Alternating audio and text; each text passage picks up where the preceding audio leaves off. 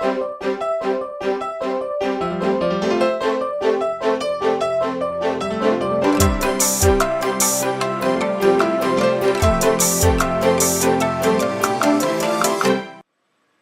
and welcome to the quickfire video review of Bioshock. Now, Bioshock's one of my favourite games, so I'm going to try and be objective.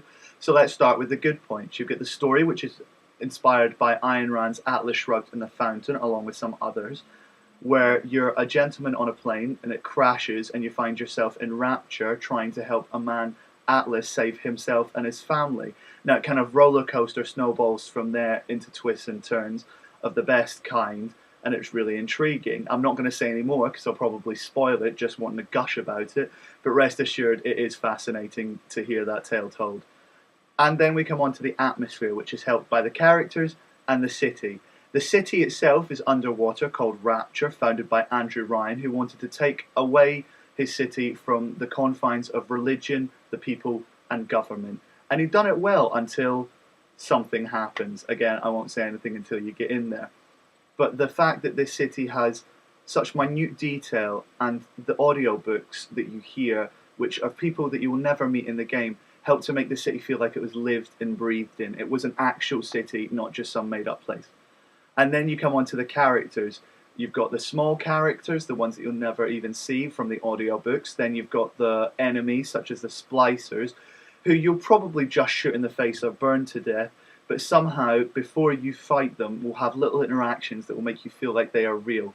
Then you've got the main characters, such as the artist Sander Cohen, who makes you come into his madness and just go on a whirlwind ride of a mental state that I can't even imagine. And then we finally come to the gameplay with the plasmids. Plasmids are magical powers, such as fire and ice, all scientifically explained, of course.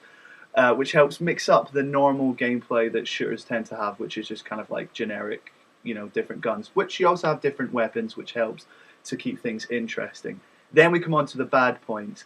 First of all is a section of the gameplay, as in all you do in the game is really just run and gun, and the fact that you can't hold plasmids and weapons together makes everything kind of clunky.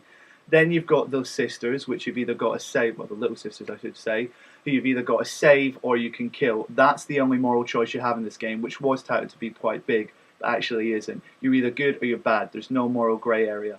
And then you have the boss mechanic. Now, some of the bosses are quite interesting because they're main characters and you're interested in the main characters.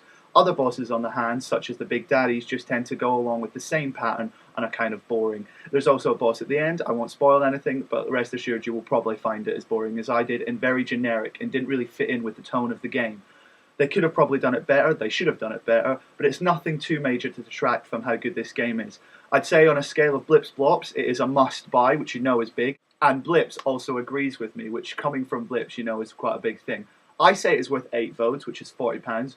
Blip says it is worth 6 Vodes, which is £30, which is still a huge amount for him. So if you haven't played the game, definitely pick it up, give them their money, and hopefully read our review on blipsblops.com. I've been Blops, lovely to present for you, and hopefully see you soon. Bye!